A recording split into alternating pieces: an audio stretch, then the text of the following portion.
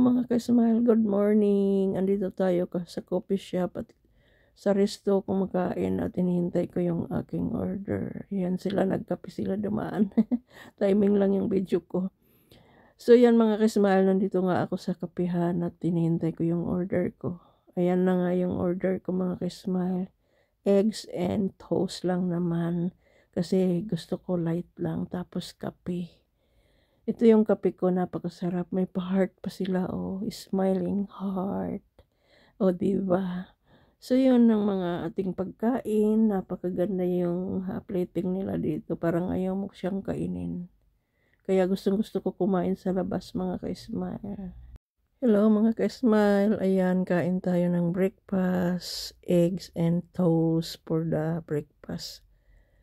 Ayan, mga ka-smile, yung aking pagkain. Napakasarap naman talaga kumain sa labas. Parang nare-relax ka kasi maganda yung ambience.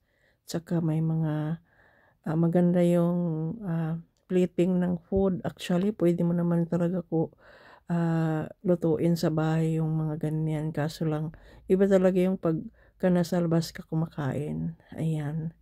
So yan, dating gawi at pagkatapos maglakad, kakain.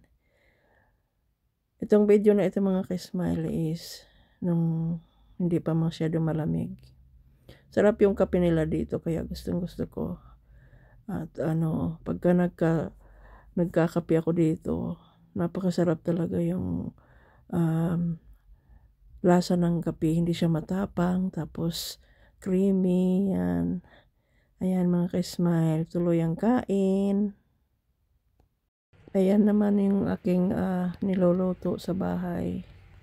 At kapag nagluto ako ay binibidyohan ko lang ganyan. Actually, napakasarap din ako magluto. Mahilig kasi ako magluto. Mahilig akong kumain. Ayan. Ayan mga ka-smile. Iba't ibang putahing linuluto ko. Ayan. Parang pagka may naisip ako lutuin, hindi ko na kailangan yung basta nasa isip ko na yon lahat ng ingredients. Basta mayroon akong available, yan, luto ako. Tapos kapag ka naman ayoko magluto, kain ako sa labas. Katulad na ito is ramen with beef and eggs. Masarap din siya. May sabaw. Ayan. Ganyan lang ang buhay mga ka-smile. Kapag katamad ka magluto, kain ka sa labas. Ayan. Ayan, kumain ako sa Chinese restaurant. Iba naman ang luto ng Chinese. Masyadong malasa, pero masarap. Ito, luto kong hipon. Napakasarap naman siya. I think ito lunch or dinner. Linuto ko. Ginisa-gisa lang ng sabawang, sibuyas, tapos linagyan ng paminta, asin. Ayos na kasi malasang-malasa na yung hipon mga ka-smile. Kaya hindi na kailangan ng maraming sarsa, maraming ilalagay. Ayan lamang yung aking niluluto na aking ipagmamalaki. Dahil mahilig talaga ako magluto. Kahit anong klaseng luto, kaya ko. Basta marami, basta may ingredients, makakapag-create ako ng masarap na ulam. O, diba? Talagang lahat naman tayo magaling magluto. Pero ako pagka may naisip ako lulutuin, kailangan mangyari yun. Kailangan maluto ko talaga. Yan, nagluto din ako ng pansit. Pero mga ka-smile, yung pagkain na ito, hindi ito yung isang araw lang. Iba't ibang araw yan. Tapos, binibidyo ko lang kasi gusto ko i-upload at i-share dito sa YouTube. Ayan. Para naman may panoorin ako kapag naisip at naalala ko. Ganyan. So, yan ang buhay ko dito sa Australia. Minsan, punta ako sa shopping mall. Tingin-tingin kung anong mabili. Mahilig ako sa shopping. Mahilig ako tumingin ng mga gamit, mga damit. Mahilig ako sa damit. Depende kapag nagustuhan ko. Tsaka kaya ng budget ko. Ayan, bibili ako. Pero mahilig talaga ako mag-mall, mag-shopping. Ayan. Ito, gandang-ganda ako sa palda na ito. Sobrang ganda niya. Kaso lang hindi ako malimit nagpapalda mga ka-smile kasi parang hindi bagay sa akin. Pero maganda siya tingnan. So mostly lang ako top or leggings, ganyan. Ito ganda-ganda rin ako dito. Gusto ko sana ito. Tapos sabi ko balikan ko na lang at saka na lang. Hanggang sa hindi ko na siya nabalikan. Kasi sobrang mahal din mga ka-smile dito sa Meijer.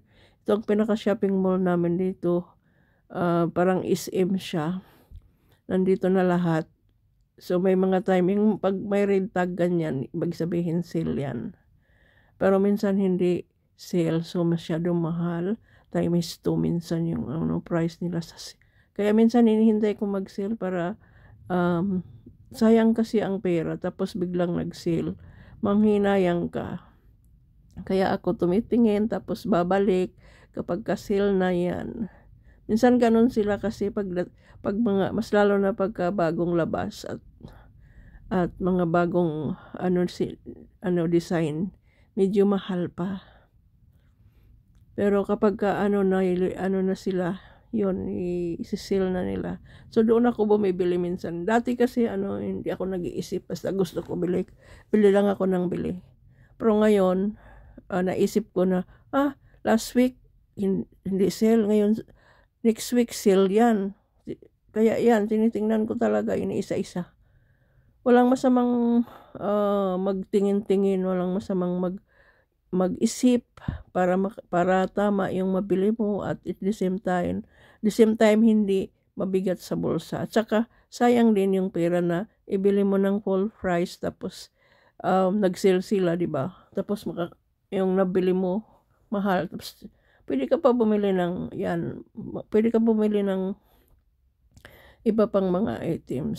So ganun sa shopping mga ka-smile, kailangan mautak din tayo. Hindi tayo dapat ang mautakan ng mga retailers kasi sila mautak din minsan. So kailangan mag-isip din tayo mga customer na bumibili. Kapag kamahal pa, huwag kayo bumili kasi sayang ang pera kasi at dahil isisil din nila. Yan, sinisil na nila pagka may red tag. Pero ang mahal yan ng before kasi ito may branded kasi ito mga ka-smile, so medyo mahal yan. Kaya yan, may pangalan kasi at saka maganda naman talaga ang quality kaysa sa mga mura lang. Yun lang talaga yung kakaibahan. Kakaiba pagka mahal ang bilihin mo, maganda naman ang quality, hindi basta-basta.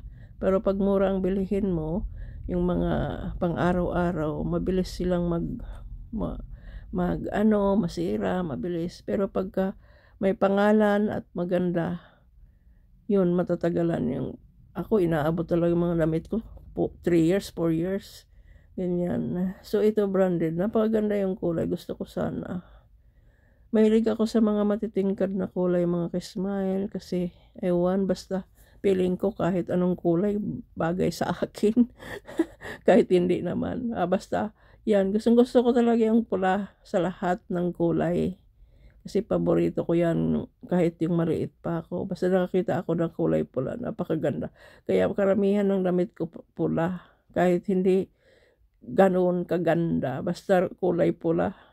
Pero ngayon naminto na ako. Nag-iba na ako ng mga kulay. Kung mga ganon. Pero dati, paborito ko talagang pula. Ang pula. Yan. Yan lamang mga ka-smile. Na-share ko lamang. Maraming salamat.